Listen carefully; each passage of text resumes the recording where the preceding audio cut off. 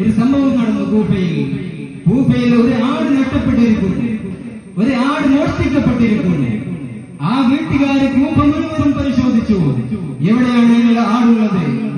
ഈ വിവരം ഇമാം അബൂ ഹനീഫ ഇമാമിന്റെ അടുക്കൽ എത്തുന്നു. ആ വിവരം ലഭിക്കുമ്പോൾ ഇമാം അബൂ ഹനീഫ റളിയല്ലാഹു അൻഹു ആടുമാംസം കഴിച്ചുകൊണ്ടിരിക്കുകയാണ്.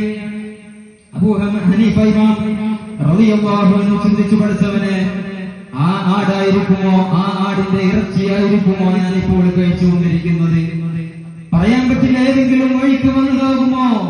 മോഷ്ടിക്കപ്പെട്ട ആടിന്റെ ഇറച്ചിയാണോ ഞാൻ കഴിക്കുന്നത് എന്ന് സംശയം വെച്ച് ആ ആടിന്റെ ഇറച്ചി മാറ്റിവെച്ചെന്ന് മാത്രമല്ല, ഒരു ആട് 7 വർഷമാണ് ശരാശരി ജീവിക്കുക. ഒരു ആടിന്റെ ആയുസ് എന്ന് പറയുന്നത് 7 വർഷമാണ് ഏകദേശം. 7 വർഷക്കാലം പിന്നീട് ആട് മാംസം ഇമാം അബൂ ഹനീഫ റളിയല്ലാഹു അൻഹു കഴിച്ചിട്ട്